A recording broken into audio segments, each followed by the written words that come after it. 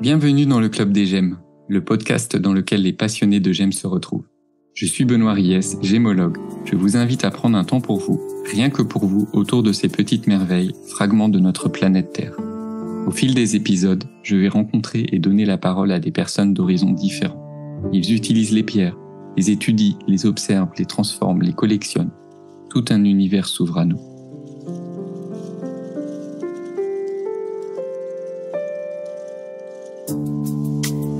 Aujourd'hui, j'ai le plaisir d'inviter Frédérique Coumans. Elle nous partage ici, en toute intimité, sa passion pour les matières. Et voilà, ses souvenirs d'enfance ressurgissent. Puis, elle nous partage sa vision de l'enseignement, très personnelle, créative, et laissant la liberté aux élèves de s'épanouir autour de la création d'un bijou contemporain. Mais je ne vous en dis pas plus, pour vous laisser découvrir ce nouvel épisode en compagnie de Frédérique. Bonjour Frédérique.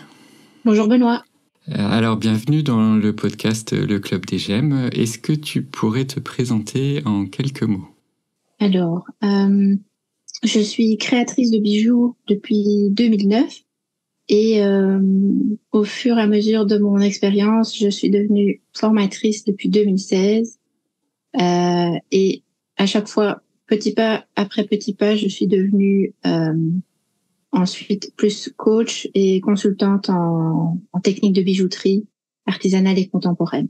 D'accord, c'est un beau parcours. On va commencer un peu par parler de justement ton parcours qui t'a amené aux activités actuelles. Et si on pouvait peut-être reprendre, je ne sais pas, par exemple, à partir de tes études, le bac, après le bac, qu'est-ce que tu as fait ? Est-ce que tu étais vraiment déjà partie dans cette direction ? Alors, j'ai fait des études secondaires donc en Belgique, l'équivalent de ce que vous avez jusqu'à vos 18 ans. Des études tout à fait générales, j'ai fait latin langue et j'ai terminé justement sans vraiment savoir ce que je voulais faire, même si il y avait déjà l'envie de faire des choses de mes mains ou l'envie d'être plus dans un métier créatif. On va dire que déjà à l'époque, je faisais mes petits dessins dans les marges de mes feuilles ou au dos de mes feuilles sur des petits plans À l'époque, j'aimais bien tout ce qui était architecture, mais plus architecture d'intérieur. C'était comment améliorer mon lieu de vie ou des choses comme ça. D'accord, la décoration aussi. Oui.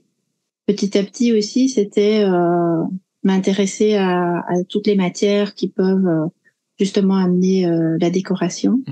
Et donc, c'était plus aller regarder de plus en plus en détail.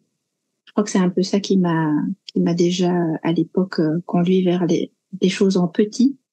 C'était un beau velours, la veine d'un bois. Il y avait déjà des choses qui m'attiraient, ne fût-ce que là-dedans, encore plus que le fait de décorer un espace de manière esthétique ou intéressante. Oui.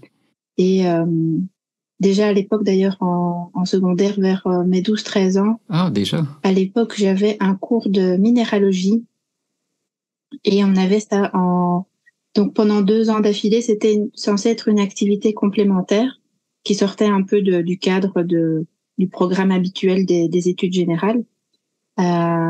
Et déjà à l'époque, j'avais adoré. On avait fait de l'orpaillage, on avait été visiter le Cap Blanc-Nez, le Cap Gris-Nez, on avait été au pied des falaises pour aller trouver des pierres, des fossiles, etc. Donc, j'avais déjà beaucoup apprécié à l'époque.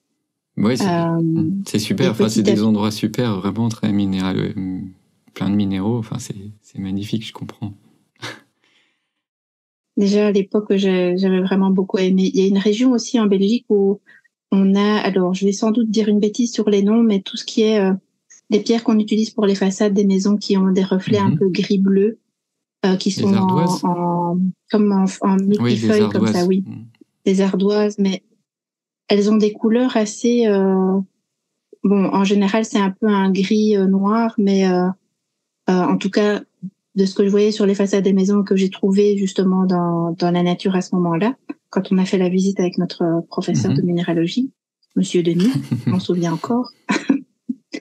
Il y avait des reflets dans des bleus, dans des bruns. Il y avait un côté un peu rouiller aussi des oranges plus clairs, plus foncés. Donc, c'est je sais pas, il y avait quelque chose qui m'intéressait. Au pied des falaises, on avait trouvé des pierres qui, de l'extérieur, ressemblaient à des, comment je pourrais dire ça, très très lisses. Et quand on les cassait, en fait, elles étaient de forme de section ronde.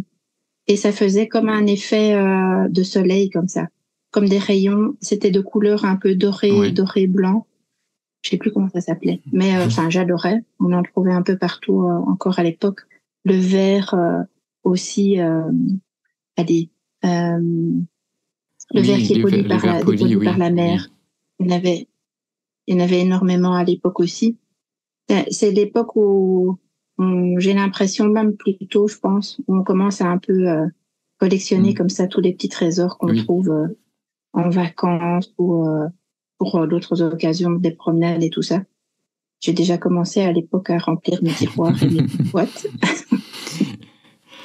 J'adorais ça. Donc là, tu avais vraiment déjà cet attrait pour la matière, les matières, et en secondaire, et ensuite, donc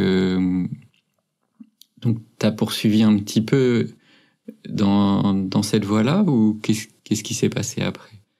Alors, c'était tout ce qui était créatif, mais à l'époque, pendant mes secondaires, j'ai pas été une élève super performante. J'avais pas de super bonnes notes à l'école, donc j'ai raté une année, ce qui m'a pas donné énormément confiance en moi. Mais donc, je voulais éventuellement partir vers l'architecture, mais j'avais pas le niveau en maths et en sciences pour pouvoir le faire. Donc tout ce qui est physique, résistance des matériaux, etc., ça me faisait un petit peu peur.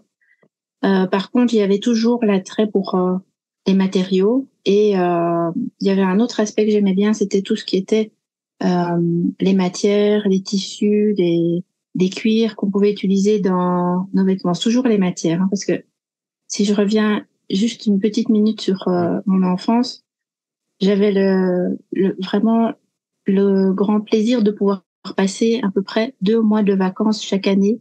Depuis que j'étais tout bébé, à 3 mois, je crois que c'était la première fois que j'y étais, jusque vers mes 17 ans.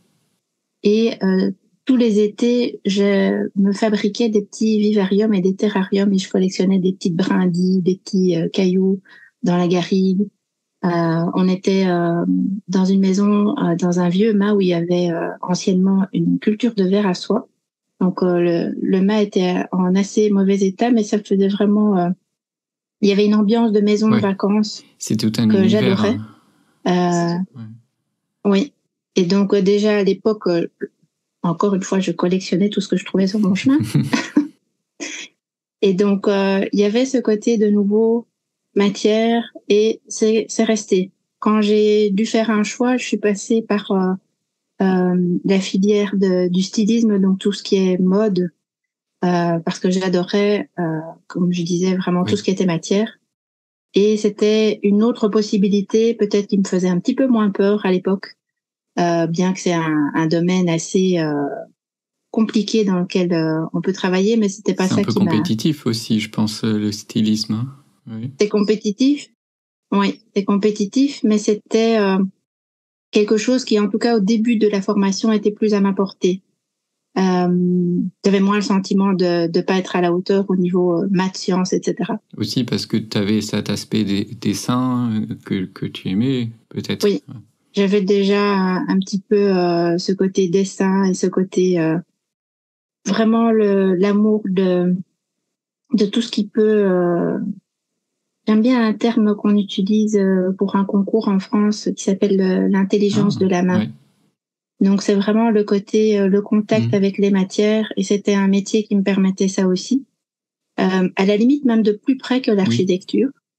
Et donc j'ai commencé une formation en stylisme de 3 ans, où je me suis perfectionnée en dessin, en couture, tout ce qui me permettait justement de pouvoir imaginer d'abord un vêtement, un accessoire, puis petit à petit une collection. Plus on avançait dans les années, plus on devait imaginer un ensemble plus que juste un détail. Et à l'époque, il y a eu un cours qui m'a vraiment beaucoup plu. C'était axé sur les accessoires, donc les chapeaux, tout ce qui était plus maroquinerie, des choses comme ça. Et un autre, c'était sur le dessin du tissu. Ah, oui. Donc, on revient de nouveau aux petites choses. Tu vois, par rapport aux vêtements qui est plus global, en tout cas, si on prend le contexte de la silhouette d'une personne, avec des vêtements, avec des accessoires, je vais plutôt aller vers les accessoires et les petites choses, Oui, les petits détails. le rendu de la matière. Ça va être par exemple les boutons sur le vêtement ou l'attache d'une chaussure qui va éventuellement faire, qui peut faire toute la différence sur une chaussure simple. Si on a une belle attache, une belle boucle de chaussure, ça peut donner toute la différence. Et donc voilà, petit à petit, j'arrive au terme de mes années de stylisme. Et figure-toi que à l'époque, justement, j'arrive à me faire convaincre par ma maman qui a un petit peu peur de ses études, et moi je me retrouve aussi dans une ambiance un peu là je ressens vraiment l'esprit compétitif et l'esprit si t'as pas l'esprit de la gagne, ça marchera pas. Et c'était aussi un peu je pense que c'est quand même moins le cas, ou en tout cas moins fort. Il y a moyen de se faire plus une place avec une ligne de mode ou d'accessoires qui va un petit peu sortir des sentiers battus, avec une approche plus éco-responsable, où on n'est pas dans la mode à tout prix. Oui, de sortir avec des valeurs particulières. Oui, on peut se différencier. Voilà. Et alors, ça peut être quelque chose de plus petit, plus à taille humaine, avec des valeurs plus mises en avant sur l'éco-responsabilité, les matières, les ressources, la manière de produire, etc. À l'époque, je ressentais pas du tout ça. Par contre, je ressentais très fort l'esprit de compétition. Donc, ma maman avait réussi à me convaincre. Et donc, je me suis fait engager dans une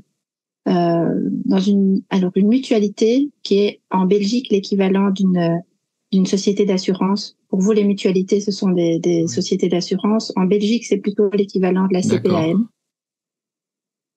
Et j'ai travaillé pendant 20 ans dans l'équivalent d'une CPAM. Ok. Et donc là, on est loin du stylisme. Oui. Voilà, très, très de la loin. créativité. Mais je pense que j'avais à l'époque besoin un petit peu de cette forme de sécurité malgré tout, et je ne regrette pas, parce que pendant les 8 premières années, j'ai travaillé à temps plein. J'ai pu m'installer. Tu vois, à cet âge-là, on se demande si on va pouvoir s'acheter son premier appartement, et donc ça, j'ai pu le faire. J'ai pu, on va dire, sécuriser un peu les bases. Oui, ça permet de faire ça. Comme on cherche peut-être un peu tous à faire.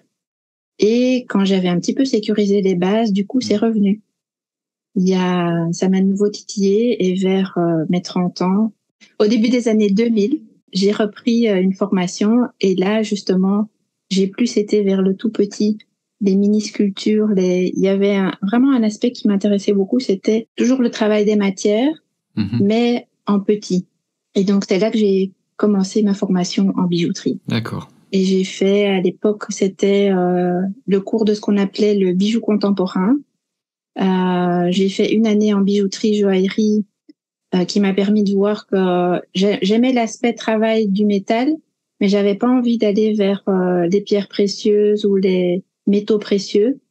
Je me voyais plutôt travailler dans quelque chose entre la bijouterie, joaillerie et la bijouterie classique, on va dire, mais sans métaux précieux, sans pierres précieuses. Et donc, petit à petit, j'étais vers le bijou contemporain, ce qui m'a permis de travailler vraiment énormément de matières différentes. Et je pense que c'est vraiment là que je me suis retrouvée moi-même dans l'aspect donner de la valeur à toutes les matières. Parce qu'en bijou contemporain, on essaye c'est un petit peu comme de la recherche et développement, ou un petit laboratoire d'expérience. On va tester plein de choses. On va essayer de sertir du bois, de travailler du cuir j'avais à l'époque rencontré Isabelle Azaïs, ennoblisseuse de déchets. C'est comme ça qu'elle décrit son activité. Et donc, à l'époque, elle travaillait avec le cuir. Et c'est une des premières approches où j'ai vraiment pu travailler les matières, mais vraiment pour ce qu'elle est, ce qu'elle peut apporter et comment la transformer ici, c'était de toute façon le bijou. Oui. Mais on va pas rester, en tout cas là je parle pour moi, j'avais pas envie de rester bloquée dans l'idée de si c'est pas un métal précieux, si c'est pas une pierre précieuse, ça n'est pas un bijou. Ouais, je vois. Donc j'avais vraiment envie d'explorer. Et c'est ce premier contact avec la matière et sa manière de voir les choses, ça a été vraiment un des déclics que j'ai eu dans mon activité, dans ma carrière, on va dire, de bijoutière. C'est voir les matières pour ce qu'elles sont, pour comment est-ce qu'on peut les transformer, comment est-ce qu'on peut les sublimer. C'est vrai que, moi, en allant sur ton site, j'ai vraiment été frappé par l'originalité de ce que tu montres et moi, j'ai vraiment vu la recherche là dans les formes un peu non conventionnelles, le mariage atypique des différentes matières, comme t'en parlais là. Donc c'est vrai que on se rend très vite compte que t'as un univers créatif riche, vraiment de plein de choses d'exploration, oui, d'expérimentation aussi. Ça se ressent. Et de passion aussi, en fait. De passion aussi, tout simplement. Et j'aurais une question à te poser par rapport... peut-être tu pourrais nous décrire... ça doit être difficile, mais la création dont tu es la plus fière pour qu'on se rende compte un petit peu, peut-être des défis qui étaient à relever pour la concevoir, la réaliser. Mais j'ai envie de dire que c'était mon TFE, mon travail de fin d'études pour mes 3 ans de bijouterie, de formation en bijouterie. On devait proposer donc une création particulière, et là c'était plus dans le cadre bijoux contemporain. Et j'ai fait quelque chose qui est vraiment à mi-chemin entre ma formation en stylisme et ma formation en bijouterie. En fait, la collection s'appelle Squamat. C'est le nom scientifique qu'on utilise pour tout ce qui est la famille des reptiles, lézards, serpents, etc. Et ce nom est venu après coup parce que quand j'ai commencé à travailler, en fait, il y avait 2 pièces. Ce qu'on appelle un torque, donc une parure de cou, mais qui est rigide, un peu comme on peut imaginer un fil d'argent, mais assez épais, qu'on va mettre en forme et on a juste une ouverture à l'arrière. On va pouvoir le passer autour du cou pour qu'il reste en place de lui-même. Un peu comme en Afrique, j'ai un peu ça. Oui, par exemple. Non, oui. En Afrique, les femmes africaines, ou peut-être même les guerriers Maasai, un petit peu de cette sorte, c'est ça? Oui, par exemple. Et donc, ici, je l'ai fait en plexi, donc en résine, et je l'ai porté plutôt dans l'autre sens, donc avec l'ouverture devant, et j'ai enfilé un tube de fil qu'on utilise justement dans le domaine plus de la mode, donc un fil que j'ai utilisé pour faire un micro-tricot qui était à base de lurex, donc qui donne justement un petit peu ce côté, un rappel de l'aspect métal qu'on trouve en bijouterie. Et c'était couleur taupe. Et en fait, les mailles étaient tellement ouvertes de ce tricot qu'on voyait le torque au travers. Et j'ai pu accrocher 2 galets que j'avais fabriqués moi-même aussi, toujours dans la même matière, en plexi. C'était un plexi transparent auquel j'ai donné un aspect un peu sablé, donc il était translucide. Et ce sont 2 éléments que j'ai fait à 3 côtés. Je les appelle un peu les trilobes.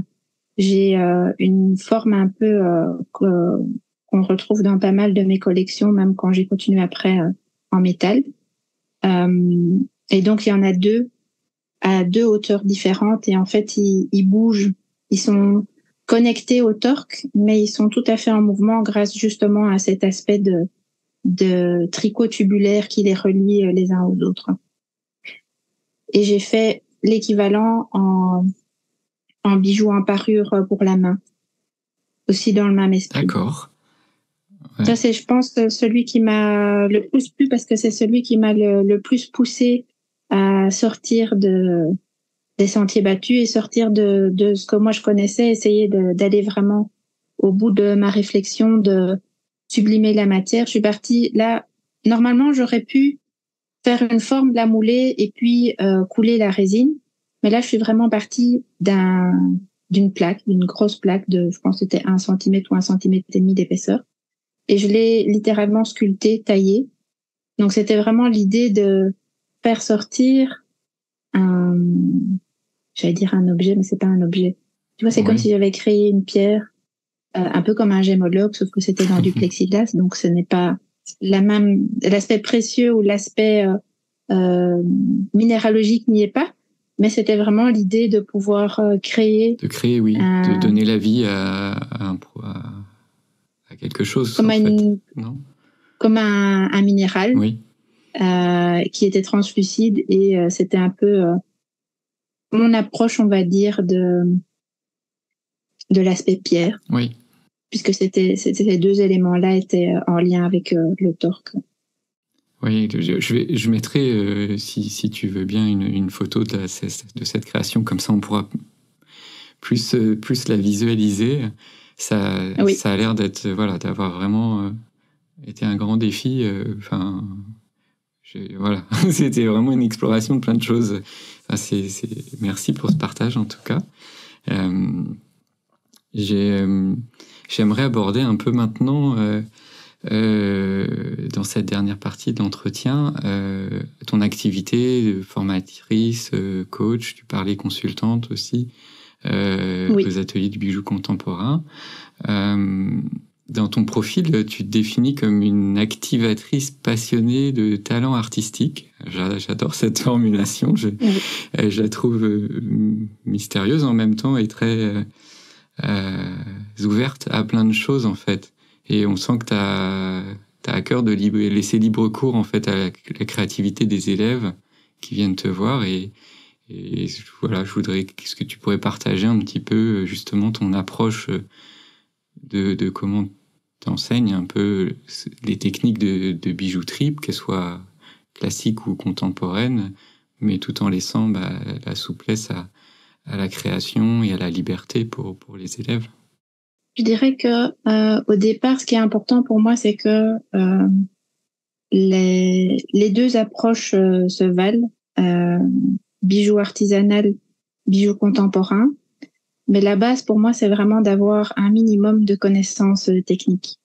Ça, c'est un peu parfois ce qui a pu me mettre mal à l'aise dans mon parcours, c'est que je ne suis jamais vraiment décrite comme une artiste, comme pourrait l'être une créatrice de bijoux contemporains, mais jamais vraiment non plus comme une technicienne avec des spécialisations, des choses que je sais vraiment bien faire, on va dire à 300%. Oui. Parce que je ne me suis pas spécialisée techniquement dans quelque chose, mais maintenant ça fait quand même une petite vingtaine d'années que j'essaye de me former. Il y a eu la formation classique à l'Institut des Arts et Métiers, à l'Institut Jeanne Toussaint à Bruxelles, mais après j'ai continué parce que on a une partie théorique, on a une partie pratique, mais ça reste quand même peu par rapport à ce qu'on fait dans un métier à plein temps.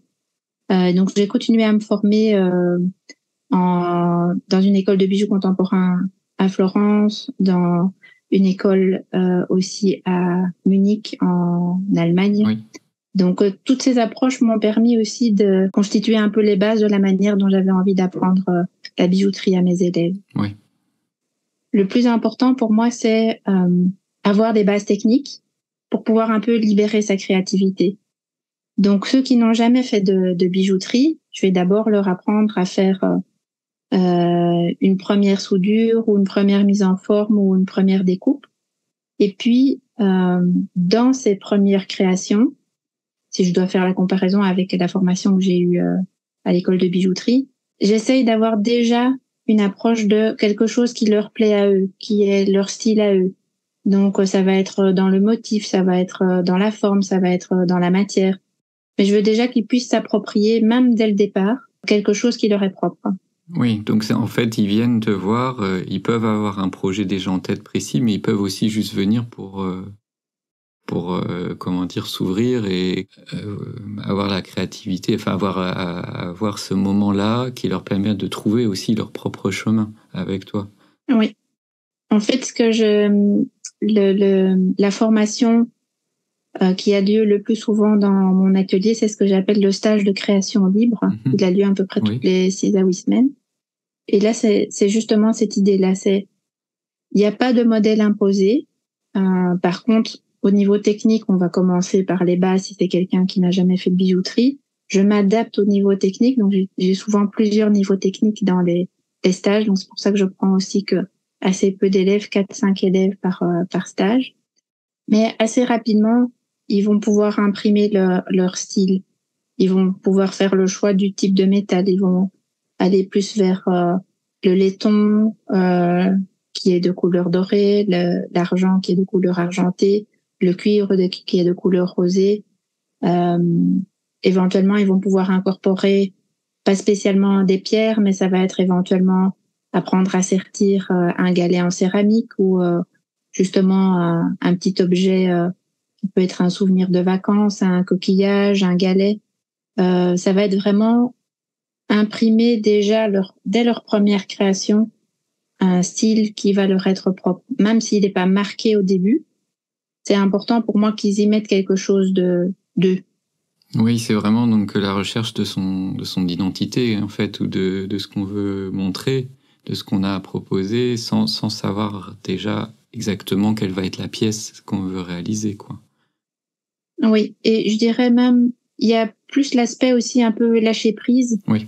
J'ai beaucoup de personnes qui viennent chez moi qui sont aussi en désir de reconversion professionnelle, qui viennent de métiers beaucoup plus ou administratifs ou beaucoup plus difficiles au niveau psychologique. Mm-hmm. Et il y a aussi l'aspect lâcher prise quand tu disais recherche d'identité, c'est aussi juste se reconnecter aussi à la matière, se reconnecter à qui on est là, c'est un peu ce que moi j'ai vécu tout au long de ma carrière, c'est ce côté, la matière peut nous apporter quelque chose si on la regarde de près, si on l'observe, si on apprend à travailler avec elle. Oui. Si on apprend parfois à aller éventuellement dans un autre sens que la manière dont on la travaille habituellement.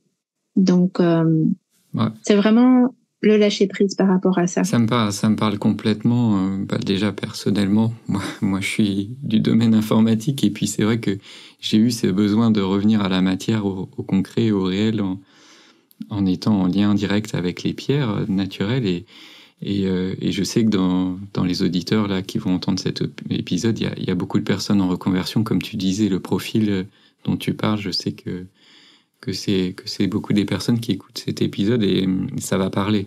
Parce que c'est vrai qu'on est dans une société qui va nous emmener naturellement vers des choses très formatées et de plus en plus virtuelles aussi. Du coup, ça nous déconnecte de nous-mêmes ou même des personnes qui nous entourent. Hein, parce que quand on voit rien que l'effet, par exemple, bon, c'est quelque chose que tout le monde connaît, mais quand on voit rien que l'effet qu'un téléphone mobile peut avoir sur nous tout au long de la journée. Oui. Si je reviens à ce que je faisais quand j'étais enfant, un enfant aujourd'hui, il va avoir comme principale occupation son téléphone. Moi, à l'époque, il n'y avait pas de téléphone, donc on s'ennuyait plus que maintenant, entre guillemets, ou en tout cas, c'était une autre forme d'ennui. Mais alors, on était un peu... Je dis ça de manière positive parce que c'était un peu comme l'idée, on est obligé de faire avec ce qu'on a autour de nous. Donc, on commence à observer, on commence à trouver des occupations avec des choses simples en définitive. Retrouver un peu... à l'époque, moi, c'était la connexion avec la nature. Ça peut être d'autres choses pour d'autres personnes, mais je pense que l'ennui, ça, c'est un peu aussi ce que je fais avec ma fille qui a maintenant 16 ans et demi. Ça m'arrive de lui dire d'essayer de passer une journée sans son téléphone pour pouvoir justement faire des choses qu'elle n'a pas l'habitude de faire et éventuellement observer des choses autour d'elle qu'elle n'a pas l'habitude de voir. Pour moi, c'est quelque chose primordial dans le sens, c'est vraiment, comment je pourrais dire, il y a une forme d'aspect énergie positive là-dedans. Non, Même c'est si clair. on peut passer par la première heure, on se demande mais qu'est-ce que je vais faire sans mon téléphone ou sans ma tablette ou sans peu importe. D'autres c'est des jeux vidéo, mais tu vois ce que je veux dire. Complètement. Il y a vraiment l'aspect. Oui, complètement. L'ennui peut être important et peut amener à quelque chose de une découverte même petite. De créatif même. Enfin, en fait, la créativité. Oui. Enfin, je le vois comme ça, c'est quand on lâche prise et qu'on justement qu'on peut, ça peut être l'ennui, ça peut être l'absence de quelque chose et en fait qui fait qu'on va le remplir par quelque chose de nouveau et donc en fait on va créer et cette créativité elle peut venir aussi de l'ennui ou de changer quoi, de sortir des habitudes. Ouais. Non, je comprends complètement. Il y a un autre truc que je voulais dire, oui, quand on est enfant, on voit quand même qu'on peut, à cette période-là, avoir 3 fois rien, je sais pas moi, une feuille de papier, une paire de ciseaux, des crayons ou des marqueurs, et on sait s'occuper pendant des heures rien qu'avec ça. Je veux dire, on n'a pas besoin de beaucoup, et je pense que c'est quelque chose qu'on peut retrouver à l'âge adulte aussi, où on a l'impression peut-être déjà de connaître un peu tout, surtout à un certain âge, et en définitive, pour ma part, je suis vraiment persuadée qu'il y a moyen de redécouvrir et avoir une notion de créativité de plein de manières différentes. Donc, c'est quelque chose, en tout cas, qui est vraiment important pour moi et que j'essaie de transmettre à mes élèves. Bah merci. Merci pour tout ce partage. C'est vrai que je partage plein d'aspects et je pense que ça va parler à pas mal de monde. Et on va déjà être à la fin de cet entretien. Et pour finir, est-ce que tu pourrais recommander un livre aux auditeurs qui te plaît particulièrement ? Ça peut être lié... moi, j'aime bien faire ça en fin d'épisode. Peut-être tu as un livre à recommander. Ça peut être lié aux matières que tu utilises ou que tu apprécies, ou une technique, ou peut-être pas forcément, juste un roman que tu as lu récemment et qui t'a particulièrement touché. Alors, je ne lis pas énormément de romans. Par contre, j'ai une bibliothèque de livres que je regarde là justement pendant que je te réponds. Ouais. De livres sur les techniques de bijouterie. Ça, je dois dire que j'en ai... Si tu en as un à recommander, peut-être particulièrement, que ça, je sais que c'est une question qu'on me pose souvent. Il y en a un qui a été vraiment décisif. Ça a été le premier livre qui était à un certain prix à l'époque. Je pense qu'il est un petit peu moins cher maintenant parce qu'ils l'ont réimprimé. C'est le livre sur les techniques de bijouterie. Il est en anglais, mais par contre, c'est une vraie mine d'or. Il a été écrit par Hoppy Untracht. Il a mis 10 ans à l'écrire. C'est pour dire comme il est complet. Oui. Il est épais comme un dictionnaire. D'accord. Mais c'est vraiment mon livre préféré. Et c'est sur les concepts et technologies en bijouterie.